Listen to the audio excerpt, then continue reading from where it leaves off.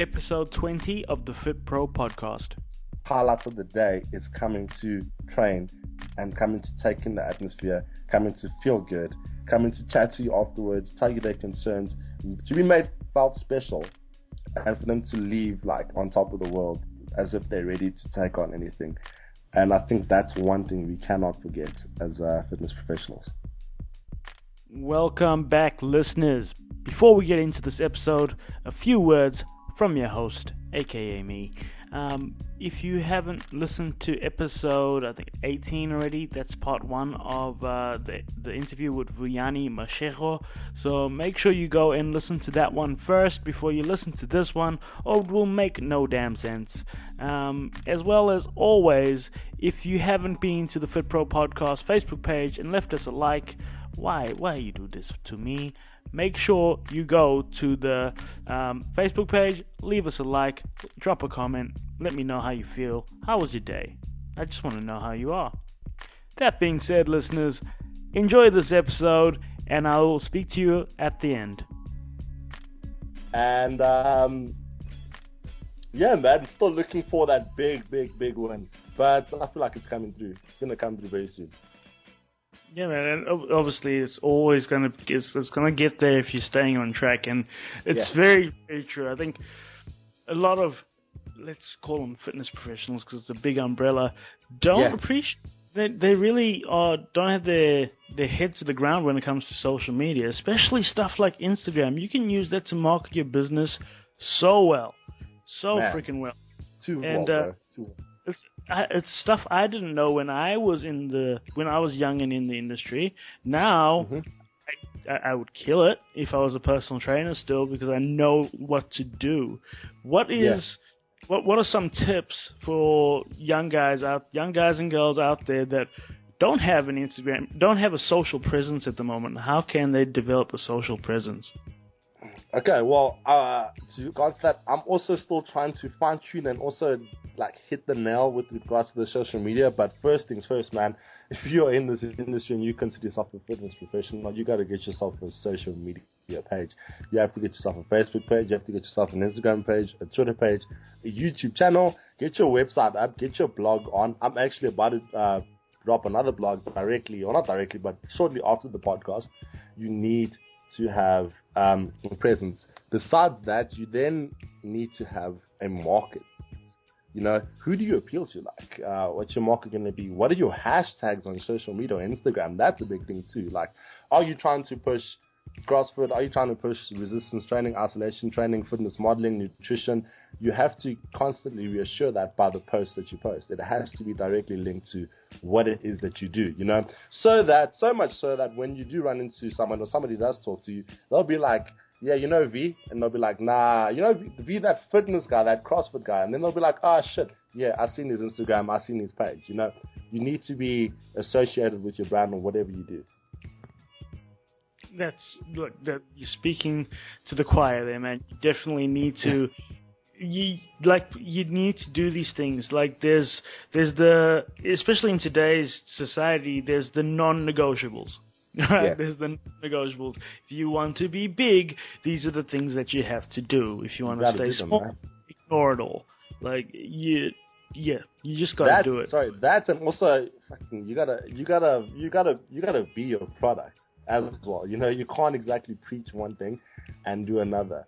So as much as the guy from the UK saying that he did kettlebells, he trained hard, and he lived it, but he also drank, so that's pretty cool. But I mean, so long as he can back that shit up, no one's going to ever question you, you know? So I think that's another thing that a lot of guys take comfort in, you know? Whatever you preach is what you do. And I think for me, that is rule number 1. The day that I can't back up all the talk is the day I walk away, man. That's when I say, you know what, it's a wrap. I'm gonna do something else. Well, sit in office. No, you'd never sit in an office. Don't do it. Probably not. That's why I'm never gonna not back up what I say. That's rule number 1, bro. Too many people want to see you fall. So the day that happens, I'm out, man. That's it. And one thing about the previous guest that I will tell you, he uses his social media so well to the point that, yes, it's got its gym side of things, but it's got his lifestyle side of things. So you see this guy. you see this guy riding Harleys on the weekend, drinking a beer, and then you'll see him on Monday in the gym kicking everybody's ass and his own. So yeah, that's cool. And I think people also sort of try and put on a facade. They try and put on a what's it called? Just an exterior. A facade. No, it's a facade, bro. You're right. You're right. And like I was gonna say, you pretty much hit the nail on the head. I think I know where you're going with it too. And at the end of the day, I'm also human, man. Like, fuck it, man. If I want a pizza, I'm gonna order pizza. If I feel like eating not so healthy 2-3 days in a row, I'm gonna still do that, bro. But I'm still gonna train hard, and I'm still gonna back up whatever I say, you know. So there's absolutely nothing wrong with that, I feel, as well. Yeah, 100%. I feel like you got to be real, like this podcast where it's real. We aren't editing this. This is going out as we're recording it. So you got to be real. People respond to realness. That's why you got the people like the Gary V's out there, and there's a few. That doesn't come to my head at the moment. Gary Vee is the most notable one, where you see his life. You see, there is nobody out there right now in his industry working harder than him. And he did it through social media to prove that there isn't. Because this dude does on like 5 or 6 flights a day. And you're like, fuck that. It's like, damn, dog, that's insane. That's hustle, man. That's hustle. That is hustle. And you say there aren't enough hours in a day. That's proper hustle, bro. Proper, you make the damn hours. I always get people talking to me personally because again I trained a lot of people in my area and they go, I don't have time to go to the gym, or I don't have time. What do they mean they don't have time? That's some other bullshit, man. Like, listen to this. But then when I go to the gym at 4 or 5 in the morning, and then I go to work, and then I tell them, I was at the gym this morning at 4. Ain't no thing. Like, how do you find the time? I was like, I just told you I went to the gym at 4 o'clock. That's not like a normal thing that normal people do. That's not a normal thing. And to actually reiterate that too, I'm actually currently reading a book. I got it next to me right now. It's called How Champions Think by Dr. Barbara Taylor.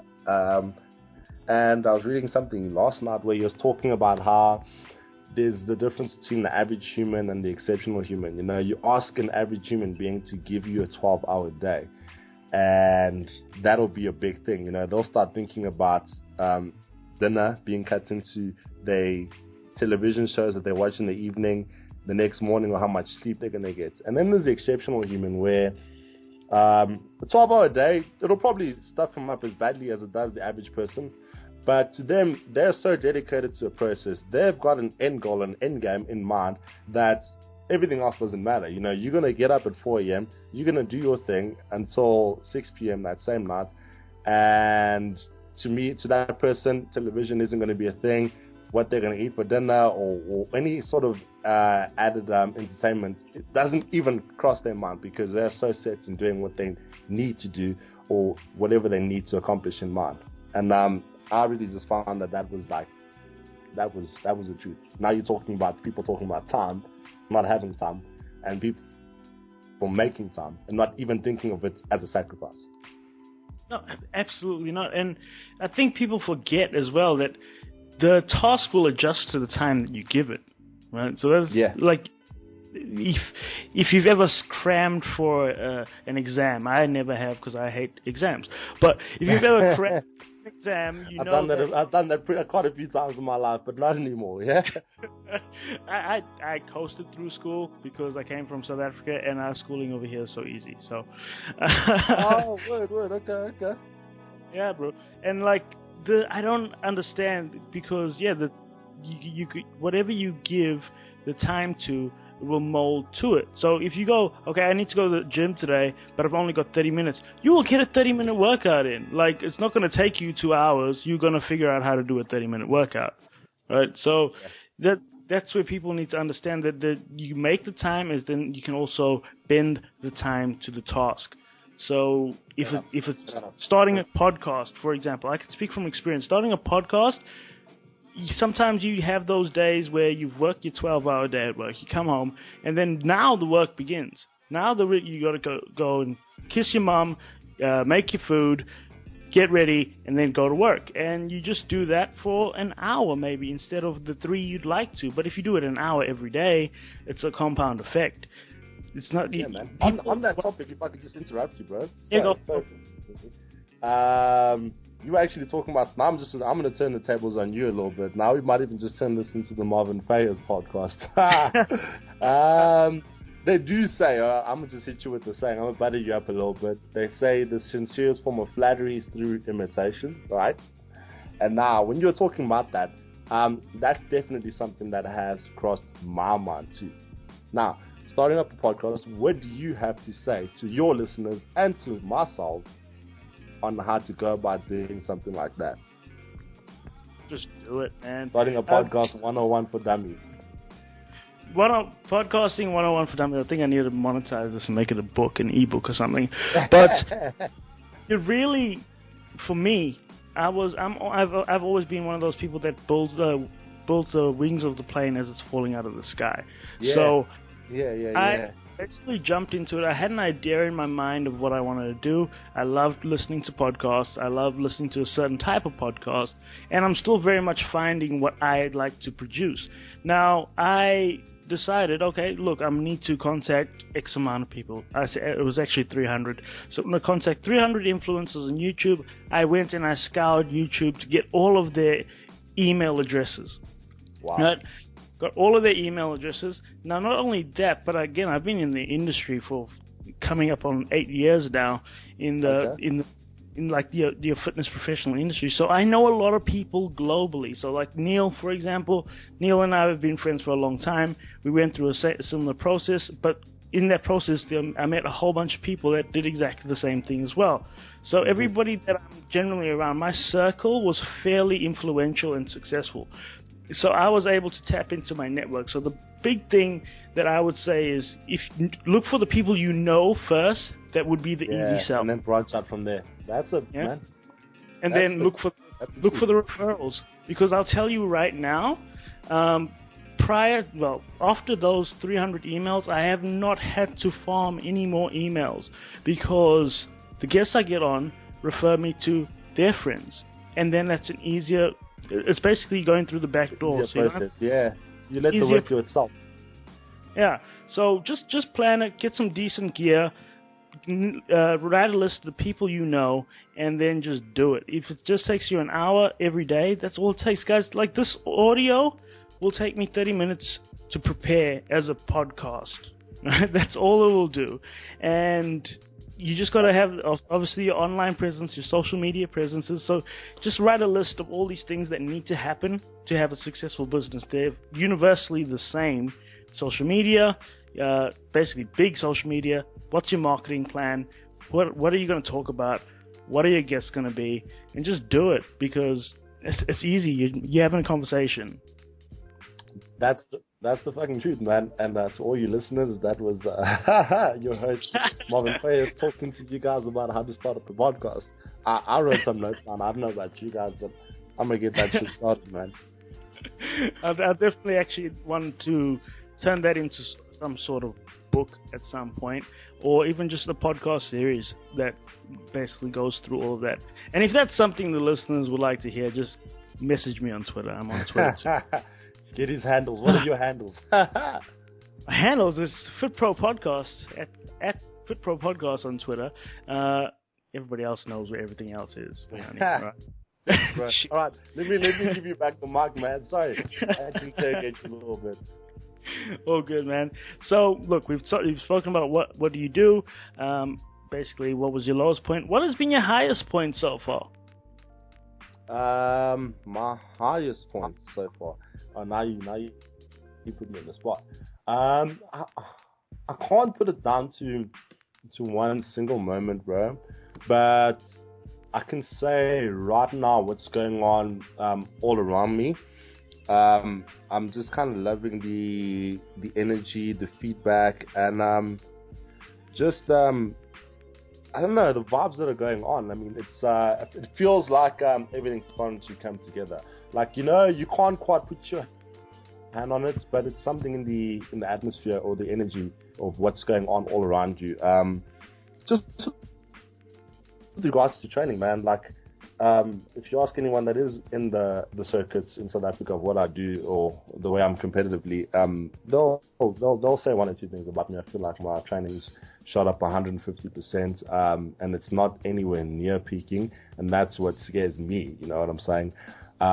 With regards to my coaching, it's ever improving. I'm constantly trying to find ways of improving it, and I feel like I've starting to just find the right combinations, asking the right questions, trying to branch out, and just trying to improve. And just business-wise, man, with regards to deals, clients, and just everything, it's on the up. So I'm gonna put it all to just this year, and just everything that's gone on, everything that is happening. It just feels like it just keeps getting better, man. So I'm just gonna ride it out until hopefully it doesn't disappear. Ride it out until the wheels fall. You sound like you're trending upwards, man. Which is obviously you always want to trend upwards. And look, I've had a look at all your accounts. You look like you're doing well. And thanks, bud. Appreciate that. Obviously, all the best for the future, because I know, again, just speaking to you, I'm pretty sure the guests can hear that, okay, this is a guy that knows what he wants to do, or he has some sort of confidence about him, versus someone that's talking from a point of vulnerability, but just someone that's talking from a point of confidence. You got to be confident, and you got to know where you're going. So, what are your goals for the next 5 years? Goals for the next 5 years. Not all of us, the main one. Okay, so 5 years, that's not a long time. That's definitely around the corner. Like I said to you earlier, I'm under no illusions that everybody that is in this industry has a shelf life. So I've definitely, and I've said this to a lot of people when I speak to them, and I will continue saying that I've definitely found my calling. I don't see myself possibly ever entering any other industry. But like I said, this fitness industry, it's so vast and it's so big, you can't actually just put it down to one thing, you know. So I mentioned to you, I definitely have got my eyes on getting into sports psychology, all right? Starting to slowly work my way out of the personal training. Maybe lower down the amount of hours of classes that I'm doing in a day to something a little bit less. Focus more on starting to form more relationships with more corporate companies. Speaking a lot more, possibly even running a podcast, like you said, and just trying to find other ways to tap into just different sectors of it. You know, it's not all about just training, nutrition, CrossFit, lifting heavy weights. I'm finding more of it's almost, can you say that when I started my journey was all about aesthetics and looking good and training them to look good and losing weight. But what you find is over the years you start to build like relationships and the following with people. You know, you treat people right, and you find that you've got like a family for life. You've got members for life that will follow you and help you with any endeavor. So I hope to continue building relationships that will lead onto other opportunities in the industry. So if I could nail it down, probably into managerial position, something not so hands-on, owning a facility, like I said, practicing sports psychology, getting into the motivational speaking, and maybe one or two things that involve a bit of philanthropy work or giving back to other parts in our country that don't have access to, this wonderful gift of health and fitness. Perfect answer. Great answer. Thanks, man. Now, one thing I want to discuss before we sort of close, we've done 40 minutes. This is a 40-minute podcast, Vuyani. Like 10, bro. It's felt like 10. That's the thing when you get into a flow, when you're just getting content, it just comes out, and we can be on this podcast for an hour and a half sometimes.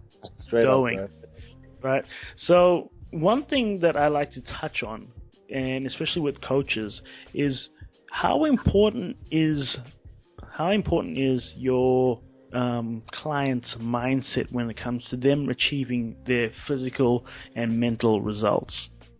This is everything, man. Like this is like what you need to establish when you first meet your clients. You need to understand as well, I think a lot of guys that are starting out, that you might have certain ideals or goals for the other person, but it's also important not to force those onto the person. You need to understand the person. You need to understand what it is that they want and what it is they're trying to do. Fortunately, with the guys that are walking into my sort of industry and what I do, they're not so focused on the aesthetic and the weight loss and the muscle gain. Look, everybody wants that at the end of the day. But whenever I talk to anybody, it's kind of a conversation that I have a lot of the time. Is I tell people, like, look, I can help you move or to live as healthy as possible. Like, I can get you back to pretty much 100% functionality, right? With that 100% functionality, yes, the body is going to transform to look a certain way. You know what I mean? Because, like, you generally get guys that come in and tell you they want to look X, Y, and Z by 6 months, right? And I just tell them, well, yes, we can do that, but then that's going to be like something that's a bit short-sighted and short-lived. Whereas if you do this type of approach, or if you try this type of approach to training, you're going to be able to do more work. You're going to be able to enjoy life a heck of a lot easier. And with that, the body will naturally change over time to accommodate for all the activities that you do with me or in every other aspect of your life. Does that kind of answer your question? Yeah, man, 100% answers my question. Do you think that the fitness industry, the way it is at the moment, where people are getting trained, like they're getting Cal's box certificates where everyone can just pay to become a trainer, etc. Now, man, that just annoys me. Yeah, sorry. What is because I know I've been through the system where they don't touch on any of that stuff. They don't touch on business. They don't touch on mindset. They don't touch on the shit that works, and you sort of learn as you leave. Now, what is your opinion on, like, again, your trainers that don't practice what they preach? Yeah, all good. You dropped off. Yeah, you're talking about my opinion in people that don't practice what they preach. Is that what the question was? Yes. So the trainers that are out there that are doing one thing, well, saying one thing and doing another thing. What is their shelf like, especially in Joburg, in South Africa at the moment? Well, you know what, bro? I'm not gonna lie to you and say that they can't make a living or they can't ever sustain themselves. It's just kind of like saying that bad guys never win, or good guys always win. It's always it's a tough thing not to come to terms with, but to understand that you will always come across guys that are like that. And what can I say about this? It's actually a very, very touchy topic. I'm trying to think about it. I'm trying to find almost a politically correct way to say it. We don't have to be politically correct on this podcast. We're not followed by Fox or anything. But just for me as well, I don't want to sound sitting when I'm talking. Yeah. Look, it doesn't sit well with me. I feel that every dog has its day, and I'm a believer in getting what's coming back for you. So you're gonna get your day. That's what I feel like. Someone's gonna point you. You're gonna get called out one day, and you're gonna have a bad reputation. And that's it. Once your reputation's gone south, everybody talks, man. So it's always harder to do the right thing and to turn a blind eye to the temptation, or not practicing what you preach. But I can guarantee you that one day someone will notice and point out if you're doing the right thing, if you're doing the wrong thing, and then from then on, it's all about reputation. I feel like if you have anything bad said about you, anything bad about you, it's a wrap from there. So yes, they might be prospering or they might be doing what they do now, but eventually everything's going to come falling down. Good answer. Politically correct answer. So now we've come to the end pretty much, but before we leave, I want to know, what are your most valuable tips for somebody looking to succeed in your industry at the moment? Do you know what, bro? And it's probably the cheesiest and the most cliche saying in the whole world, But I mean, I was talking about this just the other day when we signed a pretty big deal. How if you're thinking about, and I understand that we all have to make a living and that you need X, Y, and Z to live and to try and to train and to get the nice stuff. But if your end goal is to make a massive amount of money, you're not gonna, you won't be able to justify that by the hours that'll put in. I mean, in this industry, it's crazy, man. Like, you got to be willing to work the first couple of years like a serious workhorse before you even see some sort of monetary value or a pretty big amount of change in your wallets, in your back pockets, because it takes a lot of hours. It takes caring for people. You got to understand how to work with people. You know, I've dealt with some seriously tough people in my life, but I find that it's helped me grow. You know, it's hard. You know, how hard is it for the new trainer or the new personal trainer or the new coach to invest time in the client that they do not like? It's probably the hardest thing. You know, in moments like those, waking up early at 4 a.m. at 4:30 a.m. to get ready to spend a 12-hour day. By the time it's hit midday or 2 o'clock in the afternoon, you've already been doing what you're doing for about 9 hours, 8-9 hours, and you can't feel with that. You know, Monday to Friday, is that the life that you're willing to take? You know, you have to have an end goal, and I think you have to be willing to just go through the process and invest in people. You know, I think that's the biggest thing. If you really, really, really, really are serious about changing people's lives, then I'd say this is the industry for you.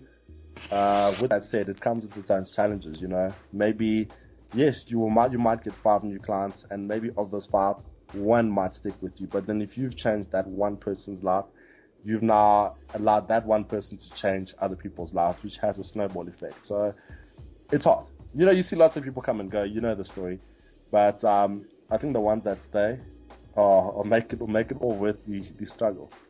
And I think people forget that we're in the people business. Really, Yeah. You're in the people business.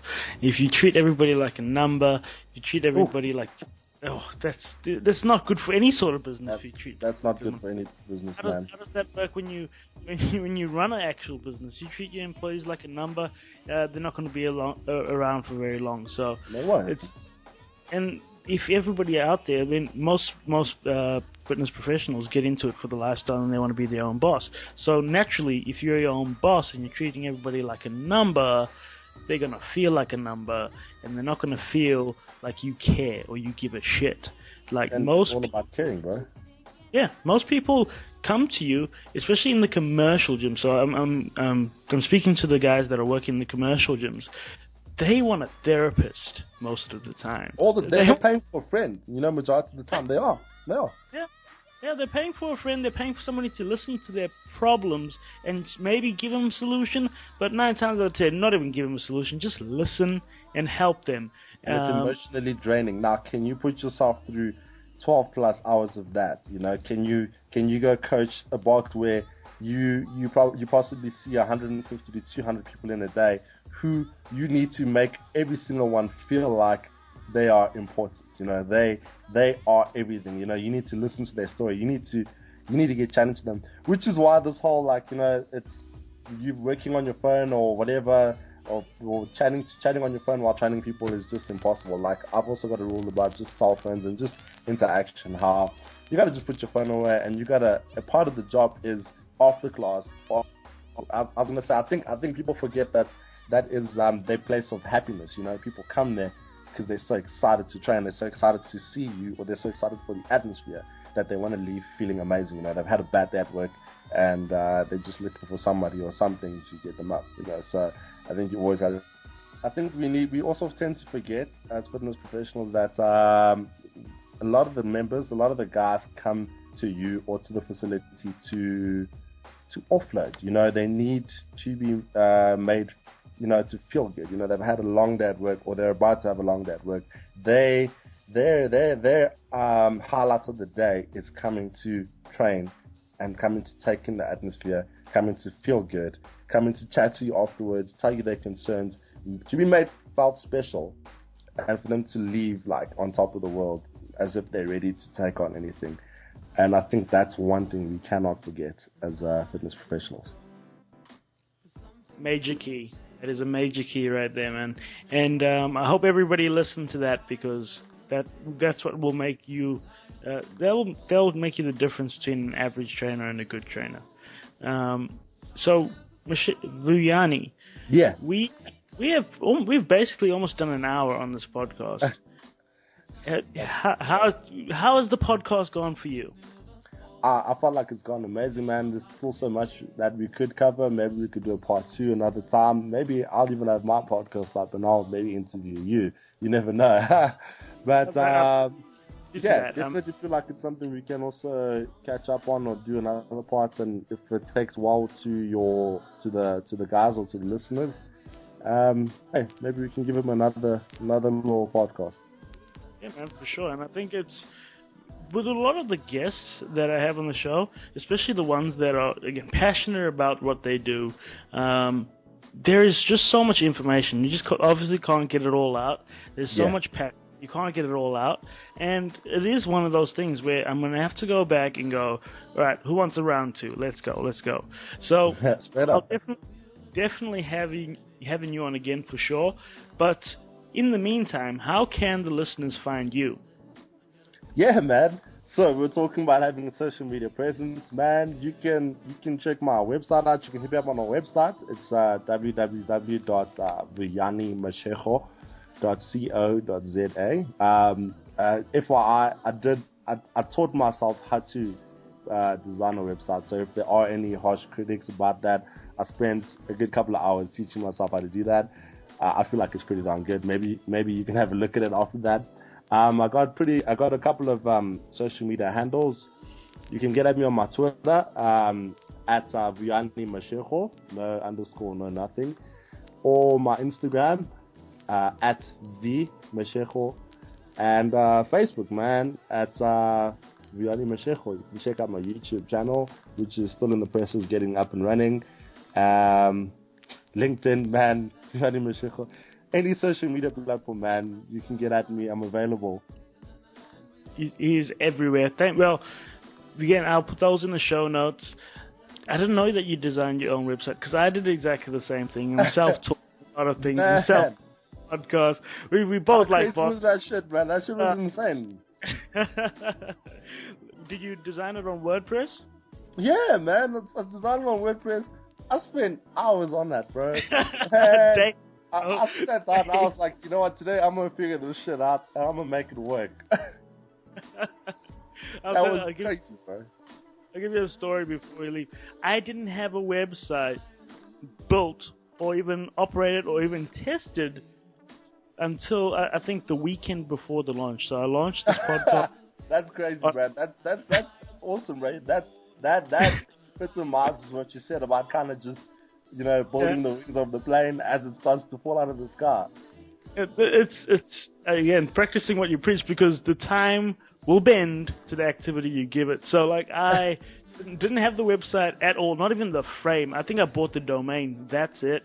And I was like, hey, this is something I can knock out. So I had built a few shitty websites before, so I sort of went in with the, okay, I know what to expect a little bit. It completely changed, because this was a few years ago, so I was like, oh my god. And I had like 72 hours to get a running website, all my hosts, everything up and running. So I'm going to check it out now, bro. I'm going to check it out. Just to make sure everything's on point. And you can check mine out too. Besides the shit out of it, it looks great on mobile, looks great on online. I think that is the podcast, guys. And as always, I don't know how to end these podcasts. It just really makes no sense. Maybe when you start yours, Vuyani, you can tell me how to end these damn things, because I'll do some research onto that. I was actually thinking about it too. I don't know, maybe you got to close with hey, this is Marvin Fayez speaking to Vuyani Mashego on the Fit Pro podcast. We're going to hit you up with a part 2. For the meantime, you guys enjoy the rest of your week and get at whatever you need to do. Oh, bam, there you go. There you go. Done. I'm not even going to comment on that. That was the end. We done. Peace.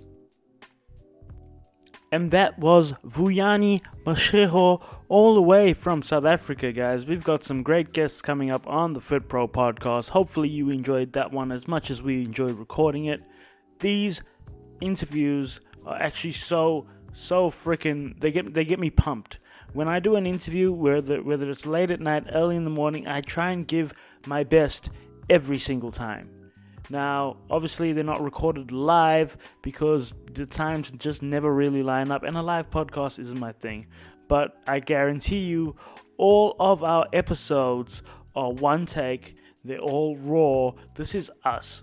You get to see people that are successful in situations that make them uncomfortable sometimes. These interviews aren't easy, guys, and I just want you to know that, so that when you're listening to these and you feel like you're listening to an interview that is absolutely brilliant, make sure you head to fitpropodcast.com, click on the leave a review button. I make it really easy for you. It works on mobile, it works on your laptop, it directs you to iTunes, and you leave a review. This is how we get better, and if we don't know what we don't know, then we can't get better. So let me know if there's anything that I can do better, so that I can be better. And I just want to be better for you. That being said, make sure you've gone to fitpropodcast.com and clicked on the Alpha State Apparel link, and gone to alphastateapparel.com.au and picked yourself up 30 of those bitches, whether it's the white one or the black one, it does not matter. Everybody has their own preference, white or black, you know what I mean. And yeah, there's sick prints, great quality shirts, locally owned company from Perth, Australia, and just show support for young local entrepreneurs, guys. That's all what the world is. Young local entrepreneurs trying to do something different, trying to be someone different. Alright, so that being said, listeners, this is the Fit Pro Podcast, episode 20, and I'm out.